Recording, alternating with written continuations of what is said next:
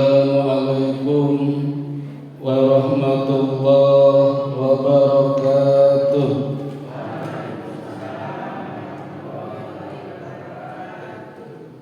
Bapak Ibu, saudara-saudara dan adik-adik jamaah Masjid Al-Huda Ngadi Mulya yang dirahmati Allah, malam ini saya akan menyampaikan materi tentang haji wada.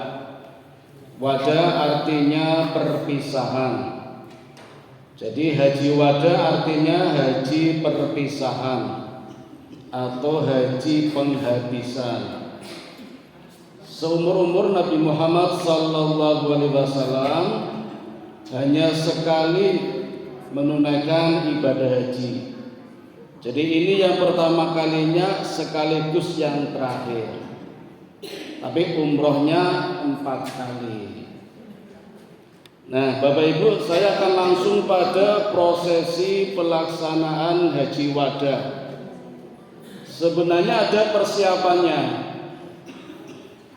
Nabi berangkat haji wada itu di hari Jumat selepas waktu zuhur tanggal 24 Dzulqa'dah. Kalau prosesi haji wadanya mulai tanggal 4 Dzulhijjah. Berarti persiapannya berapa hari? 24, 25, 26, 27, 28, 29, 30 Dzulqa'dah tambah 3 Dzulhijjah. Berarti 10 hari. Itu persiapan Nabi menunaikan haji wada. Perjalanan dari Madinah sampai Mekah menempuh jarak 450 km. Ini mampir-mampir selama 10 hari. Nah, itu persiapannya. Malam ini saya akan langsung pada prosesinya, karena kemarin saya mengisi di Mushola Nurul Ummah Cilegon, itu baru menyampaikan persiapannya, waktunya habis, belum menyampaikan yang prosesinya. Maka di sini mudah-mudahan waktunya cukup, saya akan langsung pada prosesinya. Kalau panjenengan ingin tahu bagaimana persiapannya, nanti tak kirimi audionya.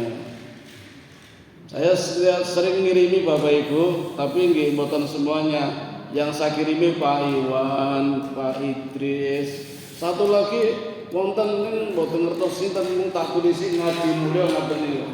Mungkin nomor sinten niku. Kali Mas Berlin. Nah, kula mboten gadah nomor jenengan, gadah tak kirimi kabeh. Nah, monggo. Nggih, kalau saya nggak sempat bisa didengarkan audionya. Niki rekaman amatiran Bapak Ibu, jadi suaranya mungkin nggak begitu jelas, apalagi HP-nya HP murah tur nggak ada nyuting, jadi cuma suara, tak kasih gambar sendiri ya. Ya yang penting bagi saya Bapak Ibu itu untuk pertama dokumentasi kearsipan. Kalau kan wong perkantoran Bapak Ibu, jadi pentingnya dokumentasi ya seperti itu. Ya, hemat memori. Kalau di HP bisa hilang, di laptop bisa hilang. Tapi kalau masukkan YouTube, insya Allah nggak bakalan hilang. Disetel di mana saja bisa. Jenengan mboten usah ndelok videone mboten menapa disetel kali turu nggih mboten napa seperti krungu suarane. Itu saja Bapak Ibu kepentingannya nggih. Saya kirim kadang baru tak kirim 1 menit sudah komen. Terima kasih. Padahal tak suruh ngoreksi jane niku. Ning kadose mboten ngoreksi niku. Ya, kalau terima kasih masih mending ada yang komen baru 1 menit sudah jawab. Bagus, bagus dari mana belum didengarkan no. Kan video saya durasinya 1 jam, baru 1 menit udah dibalas. Ya mirip dengan murid-murid saya. Murid-murid saya juga begitu Pak.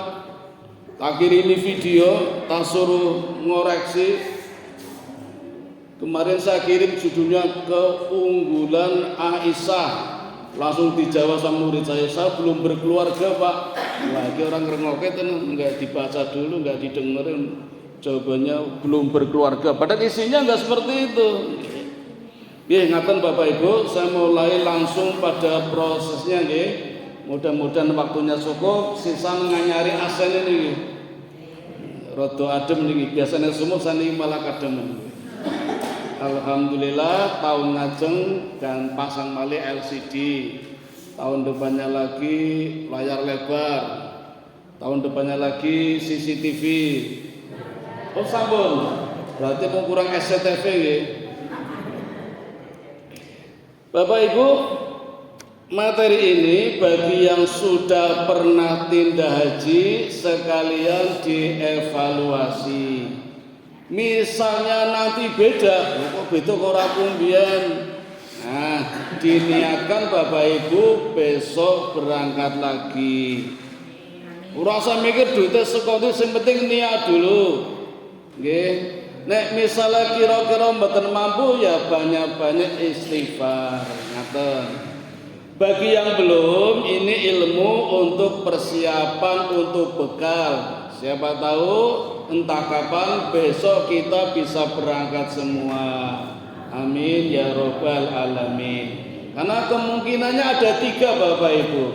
Saniki tanggal pinten? 21 Juni nggih. Dititeni ya 22 Juni tahun 2024 tahun depan dititeni. Mungkin mangkat kabeh bareng, mungkin hanya beberapa apa malah ora mangkat kabeh. Dititani mawon mangke sing mangkat sinten syukur-syukur kabeh. Nah sekarang buat persiapan alon-alon nggih Bapak Ibu. Prosesi haji wada itu dimulai tanggal 4 Zulhijjah. Ini berarti malam ini tanggal 4 nih. Nah, kalau sebelumnya kan persiapannya tadi 10 hari, perjalanannya panjang nih. Nah, nanti kalau ada waktu baru. Sementara saya mulai dari prosesinya dulu. Mulai di Mekah sampai tanggal 8 Zulhijjah. Tanggal 4 Bapak Ibu masuk ke Masjidil Haram, menuju Ka'bah, kemudian mencium Hajar Aswad dan tawaf. Ceritanya begini Bapak Ibu. Ahad pagi iki Kemis nggih. Dinone beda ora apa-apa wong taune beda. Cuma prosesnya seperti ini. Ketika Nabi melakukan haji wada itu dimulai tanggal 4 Zulhijjah. Harinya Ahad pagi pukul 9 pagi di waktu duha. 9 pagi itu waktu duha nih. Duha nggih Bapak Ibu. Makanya nanti Idul Adha itu karena diambil dari kata duha. Banyak kejadian di haji wada ini yang terjadi di waktu duha. Kalau waktu utama untuk duha Bapak Ibu, sebenarnya kata duha itu artinya menyengat. Ketika telapak kaki menempel di jalan, di pasir, di tanah terasa tersengat, itulah waktu duha yang utama. Tetapi waktu duha itu kan dibagi 3 Bapak Ibu, ada yang awal, ada yang tengah, ada yang akhir. Kalau mau menunaikan sholat duha, memang ada yang 12 rakaat sekalian. Tapi yang bagus Bapak Ibu dibagi 3. Di waktu awal 2 rakaat, itu sekitar 1 jam setelah sholat subuh. Menawi jenengan ke masjid boten wangsul, dinteni 1 jam atau tambah seperempat paling aman. Nanti sholat 2 rakaat, sholat duha yang sering dikenal dengan nama sholat isyraq, sholat sunnah di waktu suruh 2 rakaat. Waktu tengah sekitar jam 9, seperti jam 9 itu 4 rakaat. Dan nanti yang akhir sekitar jam 11 6 rakaat. Jadi kalau dijumlah semuanya 12 rakaat. Itu waktu duha. Nah di waktu duha Bapak Ibu tanggal 4 Zulhijjah hari Ahad pagi, Nabi Sallallahu Alaihi Wasallam bersama rombongan jamaah haji sampai di Mekah. Jumlahnya berapa Pak? 140.000. Cobi Bapak Ibu, Dulu Nabi diusir dari Mekah ke Madinah hanya 30 orang. Dalam waktu 10 tahun kembali ke Mekah bisa membawa 140.000. Niku nek Abu Jahal sore Pak gedek niku jan Muhammad luar biasa niku. Suara talbiyah bergema. Lo namun bayangan luar biasa nih 140.000 berjalan dengan naik unta dari Madinah ke Mekah. Gambarannya seperti apa luar biasa itu. Ketika mendekati Masjidil Haram, beliau masuk ke dalam masjid melalui Babus Salam, pintu keselamatan. Dan begitu melihat Ka'bah atau Baitullah, beliau mengangkat kedua tangannya berdoa hingga tali pelana untanya terjatuh, yang kemudian beliau ambil kembali dengan tangan kirinya, sementara tangan kanannya tetap menengadah dan bermohon. Ini yang terjadi pada diri Nabi Muhammad, mungkin tidak sengaja, tapi ada pelajaran buat kita Bapak Ibu. Apa pelajarannya? Fokus, konsentrasi ketika berdoa, apalagi menghadap Ka'bah. Misalnya besok panjenengan ono sing tiba, misalnya tasih, nopo buku, nopo tasbih, diambil dengan tangan kiri, tangan kanan tetap berdoa. Sebegitunya Bapak Ibu menghormati rumah Allah. Orang mung pas menyanyikan lagu Indonesia Raya. Teng kampung kula niku nek 17-an niku pas nate kejadian niku. Speakernya rusak kok niku. Kaset sing nggo muter lagu Indonesia Raya rusak. Padahal sedang hormat iki, hormat bendera niku. Niku bagian sound system benake niku tangan kiri ngoten kali, tangan kanan hormat ngaten niku. Nah, luar biasa Indonesia Raya saja begitu khusyuk, apalagi di depan Ka'bah. Dan Bapak Ibu disyariatkan ada 7 tempat di mana kita harus mengangkat kedua tangan. 1, ketika takbiratul ihram, pas kita sholat harus mengangkat tangan. 1 nggih. Yang kedua ketika ini menghadap Baitullah. Yang ketiga menghadap Bukit Sofa. Yang keempat menghadap Bukit Marwah. Yang kelima ketika jumroh nggih, jumroh. Dan masih ada 2 lagi, monggo PR buat panjenengan. Kira-kira ketika apa harus mengangkat kedua tangan.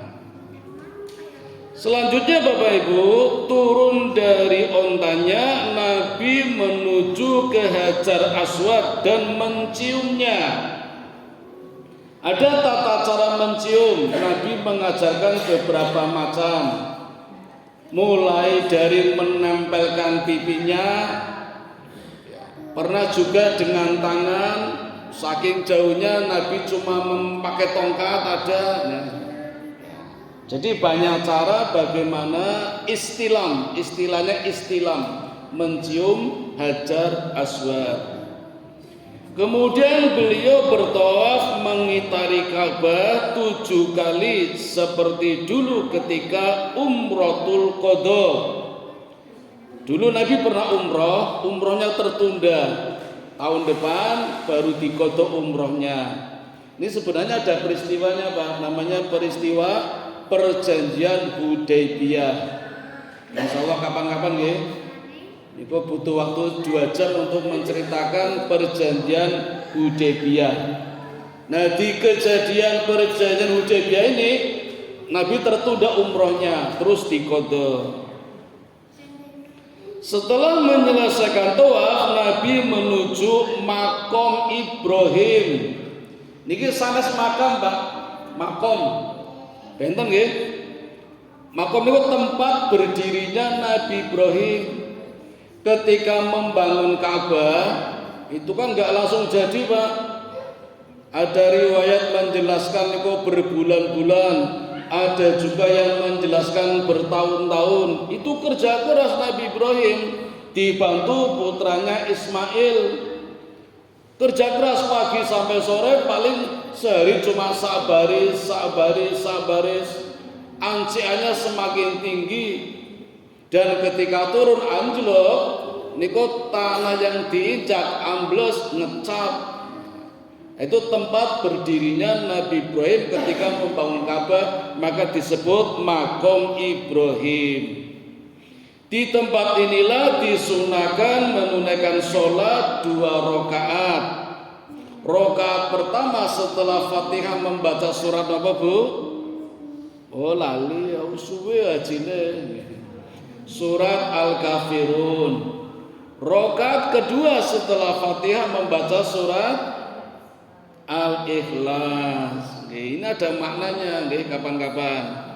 Nah, 2 surat ini Bapak Ibu sekarang sering dipakai kita kalau menunaikan sholat hajat. Kita pengen apa? Butuh apa? Sholatnya hajat. Yang utama waktunya di atas jam 12 malam. 4 rakaat, 2 suratnya setelah Fatihah tadi Al-Kafirun sama Al-Ikhlas. Ini juga tempat yang mustajab Bapak Ibu. Seusai sholat kemudian menuju sumur Zam-Zam dan meminum airnya. Sebagian lagi beliau tuangkan ke atas kepalanya. Niki Nabi ngrujuk sok jenengan mboten usah melu-melu rapopo ndak malah disonani polisi mriko ngopo digrujuk. Niku nek saged dulu Nabi kan cuma 140.000, sekarang jutaan. Beliau lalu beranjak kembali menuju Hajar Aswad untuk menciumnya. Ini yang pertama. Berikutnya mengerjakan sa'i dan tahallul. Sa'i ngertos nggih Bapak Ibu? Seperti yang dicontohkan oleh Hajar, lari-lari kecil mulai dari Bukit Sofa ke Marwah 7 kali. Kalau dimulai dari Sofa berakhir di mana Bapak Ibu? Yo tetum niki Sofa, niki Marwah. 1, 2, 3, 4, 5, 6, 7 berakhir di Bukit Marwah. Dari Sofa itu agak turun, jalan kaki. Begitu mau naik ke Marwah lari. Nah, itu dulu perjuangannya Hajar seperti itu sampai 7 kali dilihatnya ada air ternyata tidak ada. Kerja keras, maka disebut sa'i. Sa'i artinya kerja keras. 7 kali nggak dapat air, ternyata airnya sudah ada di bawah kakinya Ismail. Ngerti ya nggih rasa mlalu melayu. Jebul ana banyu neng kono. Nah, itu artinya apa Bapak Ibu? Kita sudah disediakan rezeki oleh Allah, tapi harus diusahakan, harus ikhtiar. Maksudnya begitu, kerja keras. Itu maksudnya sa'i seperti itu. Bukit Sofa Bapak Ibu jaraknya 130 meter dari Ka'bah. Berarti seperti masjid ini ke pertigaan situ nggih sing riyen wonten angkringane saking betul wonten. Setelah mengarahkan pandangan ke Ka'bah, beliau memulai sa'i. Tadi sudah nggih, atau lari-lari kecil yang disebut dengan istilah rommel.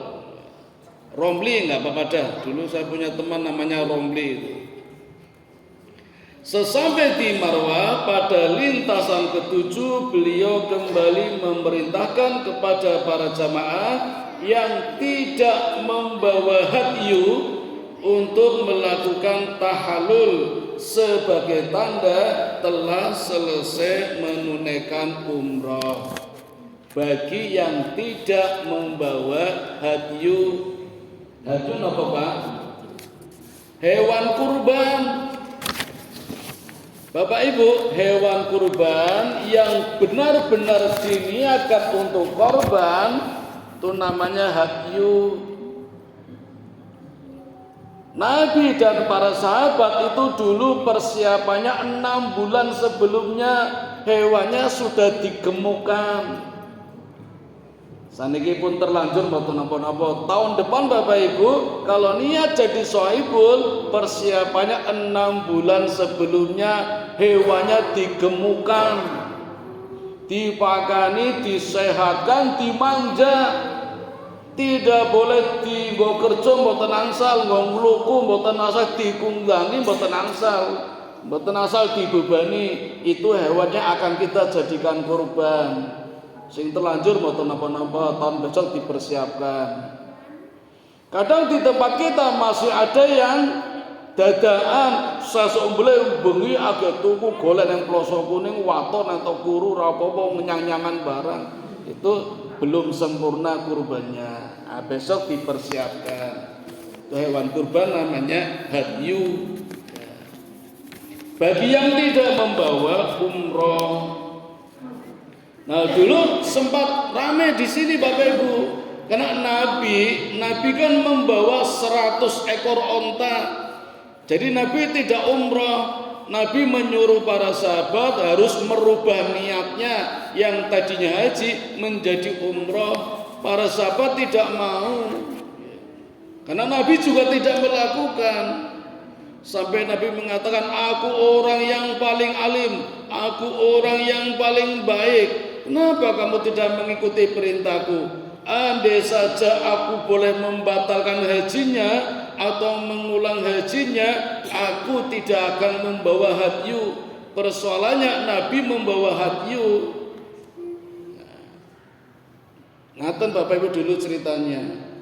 Nah ternyata Bapak Ibu ada tradisi di kalangan orang Arab dulu. Kalau sudah masuk bulan Dzulhijjah itu larangan melakukan umroh. Nabi ingin merubah tradisi itu, maka para sahabat disuruh umroh. Cuma kebetulan Nabi tidak umroh karena membawa hadyu. Nah, maka sekarang sudah dirubah tradisinya.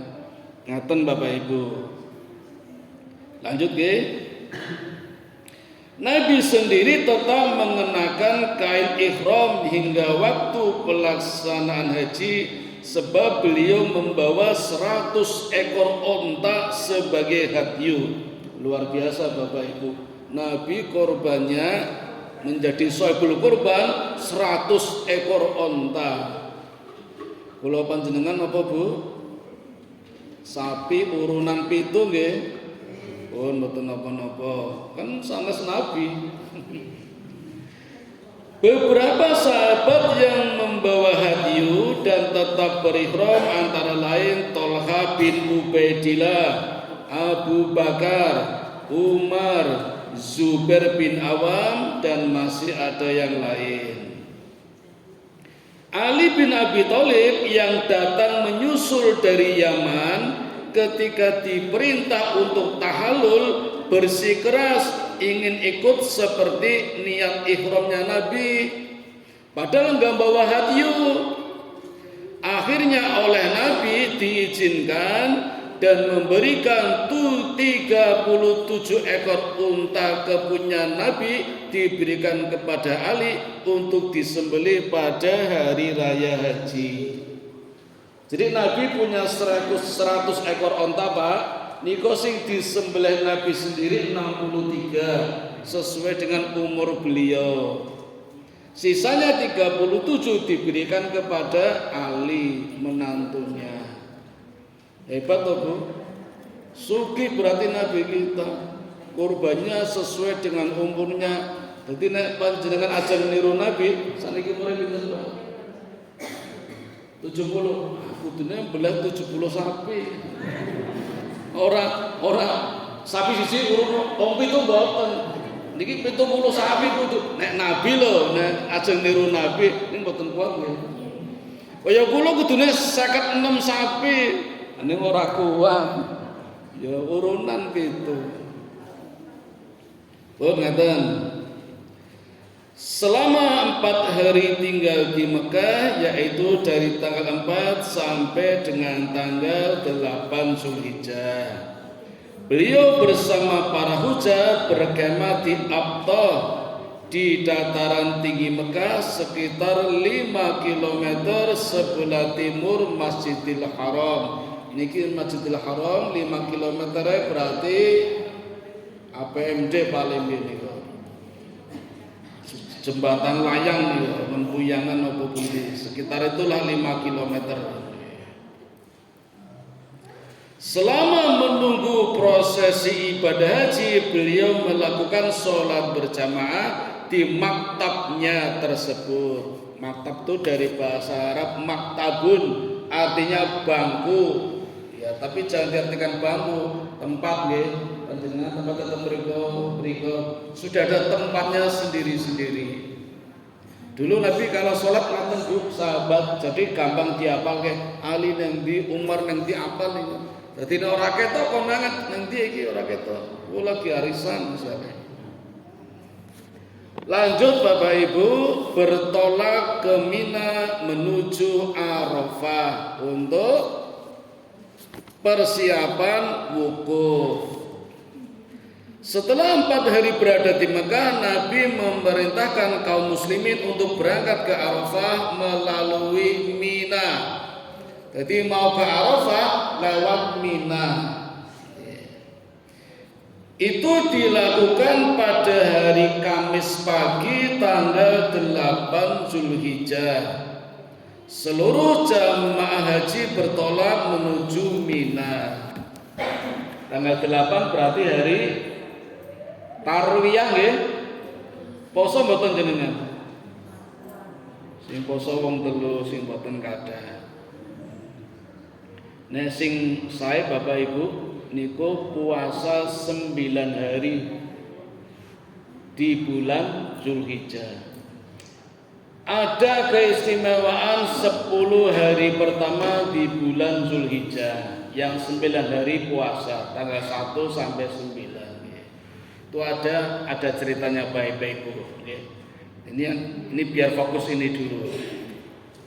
Keesokan harinya pada hari Jumat tanggal 9 di waktu duha beliau bertolak menuju Arafah sekitar 22 km sebelah tenggara Masjidil Haram. Niki Masjidil Haram berarti tenggara sebelah sana. 22 km berarti sekitar Piyungan Bapak Ibu. Beliau naik onta membonceng Usama bin Said bertolak dari Mina melewati Musdalifah menuju Arafah. Nabi pun sepuh Pak, usianya 63 tahun dalam kondisi sakit. Jadi nggak apa-apa naik onta sedang bonceng ontanya Usama bin Said. Ini disebut haji perpisahan Bapak Ibu. Ternyata setelah haji dalam waktu 3 bulan Nabi wafat ya, sehingga nggak sempat haji lagi tahun depan. Sehingga disebut haji wada, haji perpisahan. Nah di Arafah ini Bapak Ibu biasanya disyariatkan melakukan wukuf. Sampai di Arafah sudah disiapkan tenda kemah untuk Nabi di daerah Namirah. Setelah matahari tergelincir dengan mengendarai onta, beliau bergeser ke Bad Al-Wadi Purnah, sebelah timurnya Jabal Rahmah. Jabal Rahmah niko Bapak Ibu dulu tempatnya Nabi Ibrahim berseru. Setelah menyelesaikan Ka'bah, Nabi Ibrahim diperintahkan Allah berseru kepada seluruh manusia untuk menunaikan ibadah haji. Ibrahim berkata, "Mana mungkin ya Allah suaraku bisa didengar?" Kata Allah, "Berseru saja, nanti aku akan menyampaikan kepada manusia ke seluruh dunia."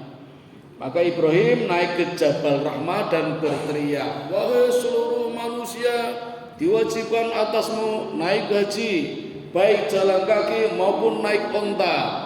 Itu ada di dalam surat Al-Hajj. Surat yang ke-22 ayat 27. Perintah diwajibkannya haji bagi yang mampu. Kita doakan menjadi orang yang mampu. Amin.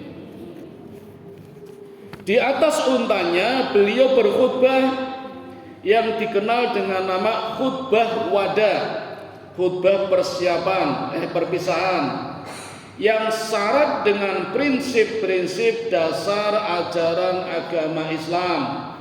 Niku isi khutbahnya. Kemudian Nabi menyampaikan tentang hak asasi manusia, HAM Bapak Ibu. Jadi kalau sekarang baru dibahas telat. Nabi sudah dari dulu menyampaikan tentang HAM. Kemudian pembatalan praktek riba. Ini yang penting Bapak Ibu. Jadi Nabi melakukan haji yang pertama sekaligus yang terakhir itu bertujuan membatalkan praktek riba. Riba ngertos nggih? Ini yang sedang kita khawatirkan. Jangan-jangan haji kita selama ini masih melekat unsur riba. Ini Bapak Ibu, ini perlu pembahasan lebih lanjut tapi tidak sekarang nggih. Kemudian beberapa adat kebiasaan jahiliyah.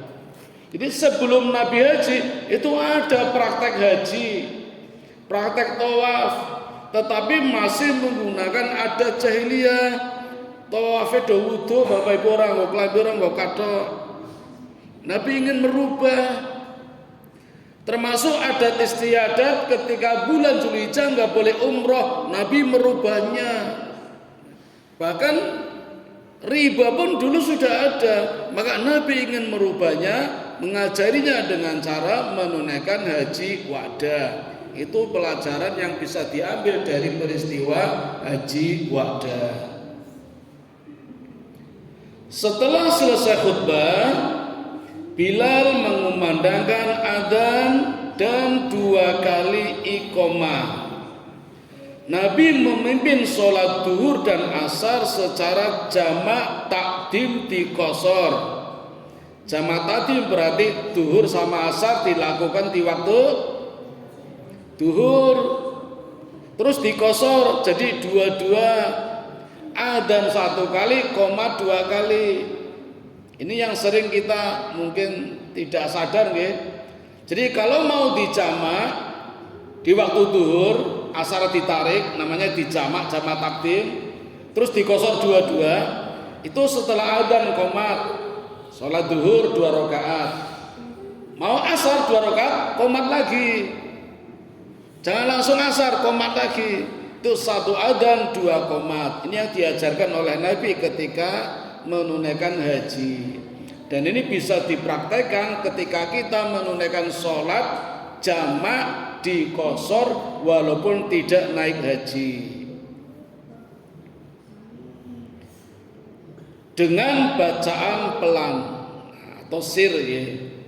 Selanjutnya Nabi naik kembali ke untanya dan bergeser masuk ke wilayah Arafah di lereng Jabal Rahmah dekat batu-batu besar namanya As-Sakhrat untuk melakukan wukuf.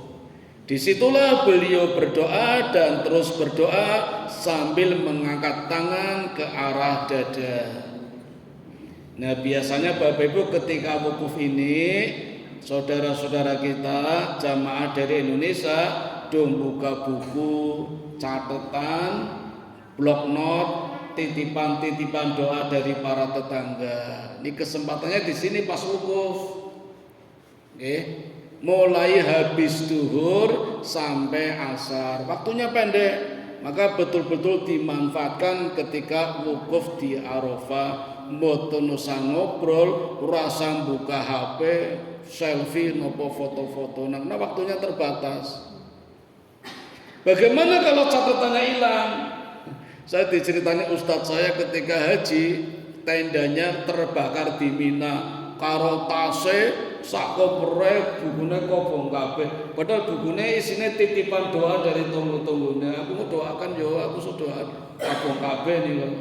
Akhirnya doanya dirapel Pak. Ya Allah, untuk saudara-saudaraku, para tetangga dan teman, nah, dirapel sisa nih, nggak apa-apa, catatannya hilang. Ada satu hal yang perlu diperhatikan Bapak Ibu. Ini kan di tanah haram ya, tanah yang disucikan.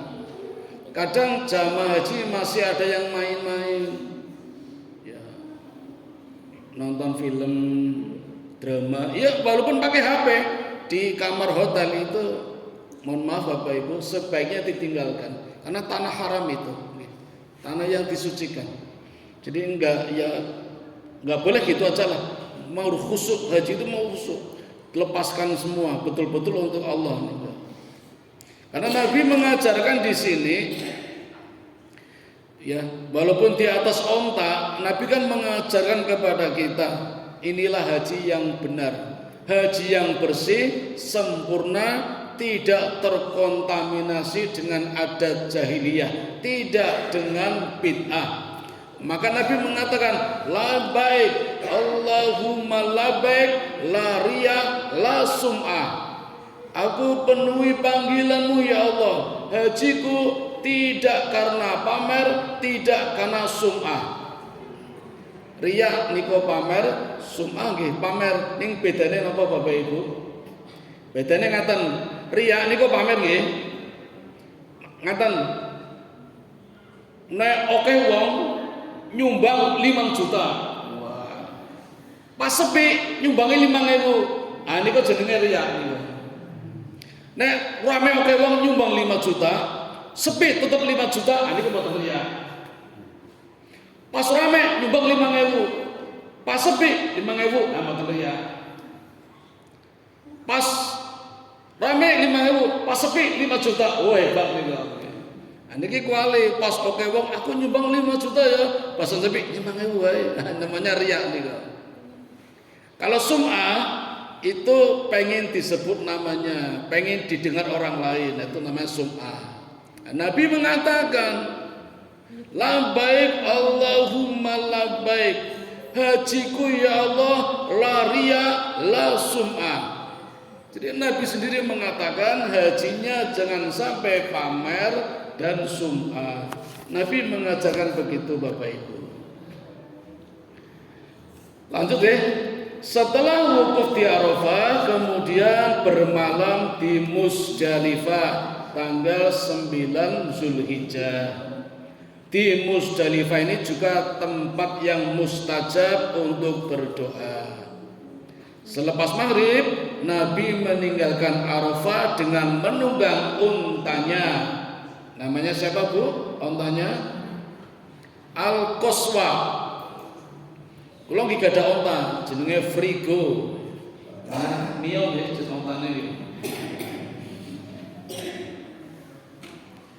Beliau mengingatkan jamaah haji, pelanlah, dengan ketenangan jiwa, as-sakinah, as-sakinah. Biarkanlah yang terkuat dari kalian melindungi yang lemah. Nabi saja membonceng Usama bin Said dan bergerak menuju Musdalifah yang jaraknya dari Arafah sekitar 3,5 kilometer. Sesampainya di Musdalifah sekitar pukul jam 10 malam, Nabi menjamak takhir dan dikosor sholat maghrib dan isya. Isyanya 2 rakaat, maghribnya 3 rakaat, nggak boleh 1,5. 3 rakaat dijamak dikosor dengan 1 kali adzan dan 2 iqomah, sama seperti tadi ketika sholat duhur dan asar. Beliau menyuruh Ibnu Abbas mengambil kerikil yang akan digunakan untuk melempar jumroh. Jadi dipersiapkan malam harinya. Boleh nggak bawa dari Jogja? Walah repot banget Bu, sesuk golek nang kono. Ini hati-hati Bapak Ibu, ibadah haji luar biasa. Kadang boten krentek karo atine iso kejadian. Cerita dari ustadz saya dulu ketika mau berangkat haji, bapak ini kok pesen le, bawa senter le. Ustadz saya jawabannya, lah Pak, neng kono lampune merkuri kabeh ora butuh senter. Ternyata kejadian Pak, teng mriku lampune mati. Jadi golek krikil yo angel. Kroyoan kepidah-pidah tangane barang. Oh, ternyata amalan di Jogja saja berpengaruh di sana.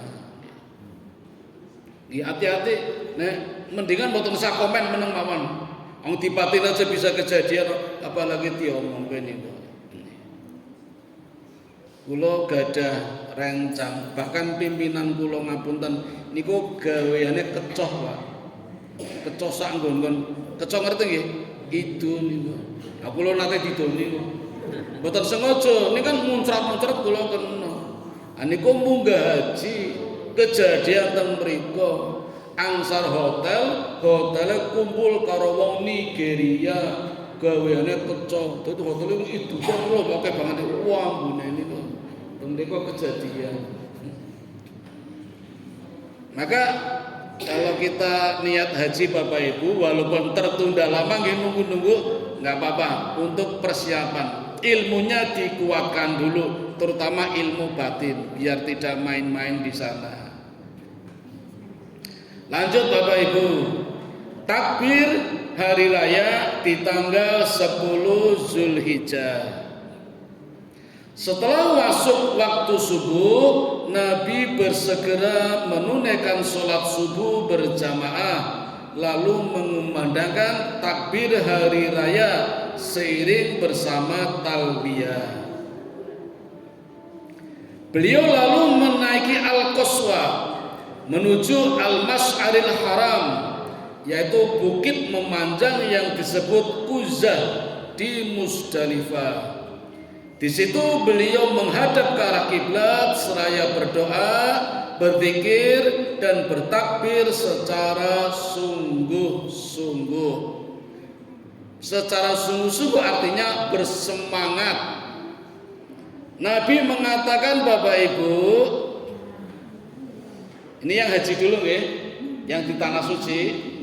Nabi mengatakan talbiyah adalah zikir tauhid, zikir yang paling agung bagi jamaah haji. Maka siapa yang paling banyak pahalanya adalah yang paling banyak mengucapkannya, paling keras suaranya, paling lantang suaranya, sampai haus, sampai hilang suaranya saking hausnya.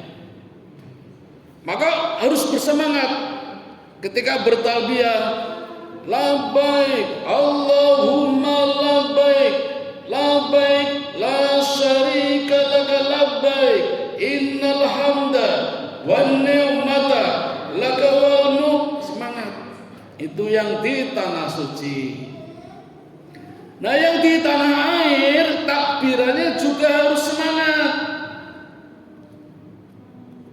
Ini kan waktu terakhir ini saniki, tapi Nabi mengajarkan Bapak Ibu takbir yang mulia, takbir yang agung, yang paling banyak takbirnya, paling keras suaranya, paling lantang suaranya, sampai habis suaranya karena saking hausnya, tetapi tidak diiringi dengan obor, mercon, musik. Nah, ini yang kejadian di tempat kita seperti itu.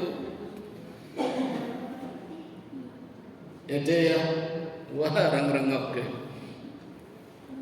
Rada angel kita di Indonesia, apalagi sampai dilombakan sing menang entuk mio, takbirannya jadi nggak khusyuk. Wah, itu nanti kaitannya dengan pimpinan-pimpinan di tempat kita yang menyelenggarakan nanti dilombakan itu. Sudah tidak jadi ibadah, malah jadi tradisi. Berikutnya melontar jumrah. Menjelang matahari terbit, Nabi bergegas menuju Mina dengan membonceng Al-Fadl bin Abbas, putranya Abbas, namanya Fadl. Ketika melintas di Wadi Al-Muhassar, beliau mempercepat untanya. Kenapa, Bu? Karena di situ tempat Allah mengazab pasukan gajah Abraha. Ini pelajaran buat kita, kalau kita melewati tempat-tempat yang pernah diazab harus mempercepat perjalanannya. Ora mandek, apalagi malah nonton selfie-selfie. Ngapunten niki. Laut Mati nggih. Itu tempat diazabnya kaumnya Nabi Lut. Laut Mati nih. Sekarang malah menjadi ikon wisata. Do renang ning kono, do selfie-selfie, naudzubillah min dzalik. Nabi melarang padahal. Monggo dikira-kira di Yogyakarta ada nggak tempat yang dulu digunakan azab oleh Allah terus jadikan wisata? Betul nusa melu-melu Bapak Ibu. Karena perintah Nabi ketika lihat saja mempercepat perjalanannya, apalagi mandek selfie-selfinan. Ketika sampai di Tugu Aqobah sekitar pukul 9 pagi, beliau melempar jumrah dalam posisi masih di atas unta dan dengan lontaran yang tidak keras tanpa mengayunkan tangan. Jadi mengatakan, Bu, ora sambat, tidak mengayunkan tangan. Namanya melontar jumrah. Artinya apa Pak jumrah? Membuang setan. Membuang setan. Iya, jumrah membuang setan. Jadi rasa nggak emosi, aneh emosi malah bandem-bandeman malah ngundang setan malah itu. Semangat banget, saking semangatnya nganti kena koncone dipladok. Selesai melontar, beliau berhenti bertalbiyah dan mengganti zikirnya dengan takbir hari raya. Sekarang sembelihan kurban. Nabi selanjutnya menuju ke tempat penyembelihan hewan kurban dan menyembelih sendiri 63 ekor. Sesuai dengan umur beliau 63 tahun. Itu Nabi kita nggak bisa seperti itu. Pada saat berangkat Nabi membawa 100 ekor untuk dikorbankan, tapi yang 37 itu diberikan kepada Ali. Dan Nabi mengatakan menyuruh kepada Ali untuk membagi-bagi, disedekahkan kepada fakir miskin. Ibnu Qayyim Al-Jauziyah dalam kitab Zadul Ma'ad, ada perpusnya Pak? Ada kitabnya darah nih. Kitab Zadul Ma'ad ada 6 jilid. Harganya lumayan murah, 500.000 nih. Ada 6 jilid kitab Zadul Ma'ad. Saya kemarin baru lihat, belum tak buka. Menceritakan mengenai kurban yang dilaksanakan Nabi bersandar pada riwayat Abu Bakrah yang menyebutkan tentang kurban beliau di Mekah dan Anas menyebutkan tentang kurbannya di Madinah. Perhatikan Bapak Ibu, ia berkata, beliau Nabi menyembelih di hari raya kambing, sapi, unta. Wow, keren toh. Kula jenengan sapi napa wedhus? Uwong. Panjenengan sapi napa wedhus? Wedhus, uwong. Maksudnya belahe napa nggih? Mesti salah siji, sapi apa wedhus. Ini hebat Nabi kita ini, menyembelih kambing, sapi, unta. Seperti yang dikatakan oleh Aisyah, waktu itu Rasulullah telah menyembelihkan kurban untuk istri-istrinya berupa sapi. Jadi Nabi menyembelihkan kurban untuk istri-istrinya, sapi, Aisyah sapi, Hafsah sapi, Saudah sapi. Padahal istrinya 9 Pak. Siji sapi, siji seperti sapinya pinten Pak? Songo, ora sapi siji kok wong 7 kok. Ini ora duit iki sampun. Latihan kurban. Hadis ini tercantum pada As-Sahihain. Dalam Sahih Muslim disebutkan Rasul telah menyembelih kurban untuk Aisyah berupa seekor sapi di hari raya kurban. Ini ada lagi di hadis yang lain. Sedangkan di dalam kitab As-Sunan disebutkan beliau telah menyembelih kurban berupa seekor sapi untuk keluarga Muhammad pada waktu haji wada. Ini menurut hadis riwayat Abu Dawud dan Ibnu Majah. Lanjut, sekarang tahallul. Setelah menyembelih kurban, Nabi lalu mencukur gundul, Pak. Gundul, ya. Dimulai dari sisi sebelah kanan. Itu untuk laki-laki, ibu-ibu, mboten sampai malu gundul. Cukup 3 helai rambut. Bapak gundul disunahkan. Mboten gundul ya mboten napa-napa. Ning niki Allah menyindir, kok pelit banget bahasanya. Kenapa enggak berani berkorban? Wong kita enggak perang, kita enggak jihad. Korban rambut saja kok abot banget. Sapa sih rambutnya? Kira-kira seperti itu gaya bahasanya itu. Kok sampai nggak mau mengorbankan rambutnya, kebangetan banget nih kalau. Maka disunahkan gundul. Para sahabat mengerumuninya dan berebut untuk mengambil rambutnya Nabi untuk mendapatkan keberkahan. Abu Bakar menuturkan perbedaan antara Khalid bin Walid di saat perang Uhud dan perang Khandaq. Dengan Khalid sekarang berbeda di Aqabah. Khalid berteriak, "Ya Rasul, rambut di ubun-ubunmu jangan kau berikan kepada orang lain selain kepadaku. Ayah dan ibuku menjadi tebusannya." Ketika Nabi memberikan rambut itu kepadanya, ia lekatkan dengan ta'zim ke mata dan bibirnya. Ini yang dilakukan oleh Khalid bin Walid yang dulu musuhnya Nabi ketika perang Badar, perang Uhud, perang Khandaq. Begitu masuk Islam, rambutnya Nabi saja untuk rebutan. Sekitar begini, hampir selesai nih. Tawaf ziarah. Setelah usai tahallul awal, Rasul kemudian mengganti pakaian dan memakai wewangian.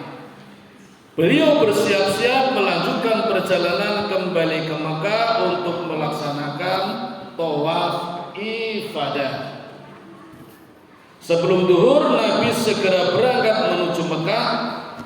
Lalu beliau tawaf ifadah langsung dari atas untanya, tidak turun, ya. Beliau istilam Hajar Aswad dan rukun Yamani dengan menggunakan isyarat tongkatnya.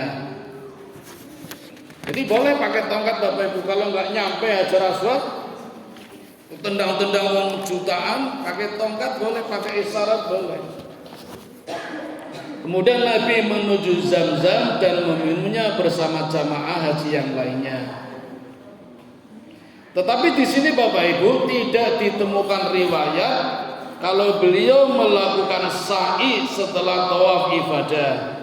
Ini karena haji beliau bukan tamattu, tapi haji qiran. Kan ada 3 macam Ibu, haji ifrad, qiran sama tamattu. Terakhir Bapak Ibu menyelesaikan manasik haji. Pertama, bertolak ke Mina. Setelah prosesi haji selesai, Nabi melaksanakan sholat duhur berjamaah di Masjidil Haram. Kemudian beliau bertolak kembali menuju Mina. Pada haji wada ini, Nabi melakukan aktivitas haji secara maraton dan terus menyambung. Ini membuktikan kekuatan stamina beliau meski dalam kondisi sakit atau kurang sehat, beliau tetap kuat. Kemudian berkhutbah di Mina. Setelah sampai di Mina, Nabi kembali menyampaikan khutbah. Ini khutbah yang keberapa, Pak? Tadi udah khutbah nggih? Ini ada khutbah lagi.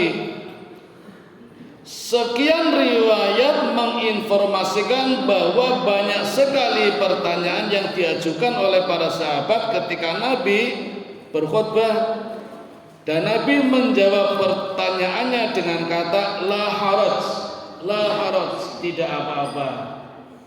Jadi Bapak Ibu, khutbah sebenarnya boleh tanya jawab. Tapi kan nggak umum tuh Pak kita, nggak pernah nggih. Amunnya dilakoni malah jadi ramai geger. Wah khutbah kok takon-takonan. Padahal Nabi melakukan ini. Terus gimana? Ya udah nggak usah aja, nggak apa-apa, timbang rame. Tapi bagi yang tahu nggak ada masalah. Seperti di Masjid Jalan Dagen, dulu ada masjid, ini Pak Dokter Kadis masjid apa nih?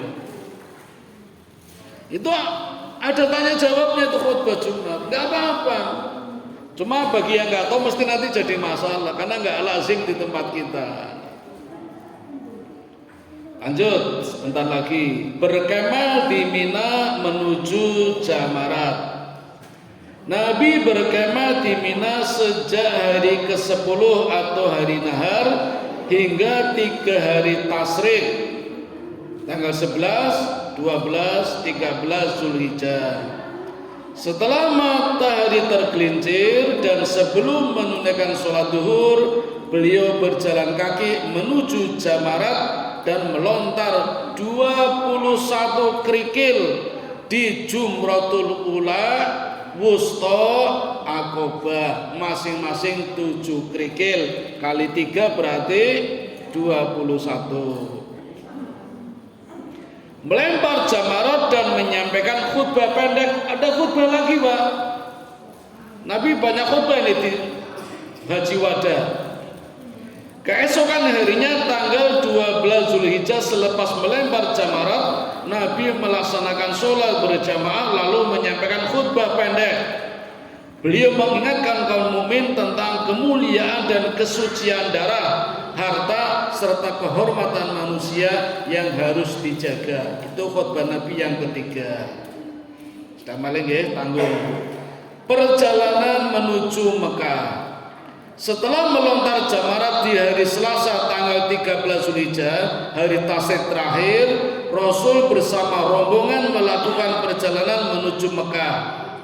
Beliau singgah kembali di Abtah atau Wadi Al-Muhassab. Di sana beliau sholat duhur dan asar serta maghrib dan isya dengan jamak takhir. Abu Rafi sudah menyiapkan kemah untuk menghormati Nabi di situ dan beliau tidur beberapa saat dengan nyenyak. Istirahat Pak, ngaso sare. Terakhir tawaf wada dan pulang ke Madinah. Tanggal 14 Zulhijjah dini hari Nabi bersama jamaah haji dari Madinah melaksanakan tawaf wada. Selesai tawaf, beliau bersama rombongan menunaikan sholat subuh berjamaah di Masjidil Haram. Kemudian beliau memerintahkan seluruh rombongan jamaah hajinya yang jumlahnya 140.000 kembali pulang ke Madinah. Pun selesai Bapak Ibu, ini prosesi haji wada. Nabi berangkat tanggal 24 Dzulqa'dah, pulang tanggal 14 Zulhijjah. Berapa hari? 10 tambah 14, 24 hari. Loh kok wong Indonesia 40 hari? Dolan-dolan dikit Pak. Wisata ya. Sangat terkenal orang Indonesia hajinya haji tamattu, haji wisata, haji seneng-seneng, dolan-dolan. Mudah-mudahan tidak mempengaruhi niat ibadah haji yang murni hingga kembali ke tanah air mendapatkan gelar haji mabrur. Wonten kampung bagi tidak haji? Dereng nggih. Mugi-mugi tahun ngajeng kita sedaya nggih Gak usah mikir Pak nanti nunggu 60 tahun, gak usah mikir. Yang penting niat mohon pada Allah. Siapa tahu malah diberangkatkan duluan. Dengan cara apa? Yang penting niat dan hajinya haji mabrur. Mengatakan Bapak Ibu yang dapat kami sampaikan, sekali lagi mari kita berdoa bersama-sama agar Allah memberikan kesempatan yang mulia ini kepada kita dapat menunaikan ibadah haji dan mendapatkan haji yang mabrur. Mabrur itu haji yang mampu melahirkan amalan-amalan baru. Jadi nak mulai haji amalannya podo sebelum haji itu enggak mabrur, biasa. Yang mabrur kalau amalannya baru, yang baik baru yang belum pernah dilakukan, itu namanya mabrur. Mengatakan Bapak Ibu, mudah-mudahan ada manfaatnya. Kami kembalikan kepada pembawa acara. Assalamualaikum warahmatullahi wabarakatuh.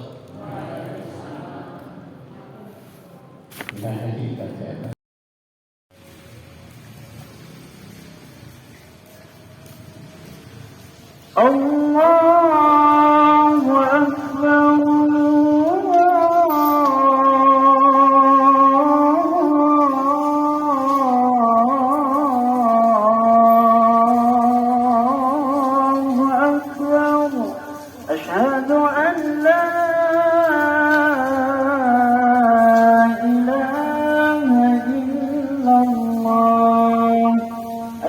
Bye.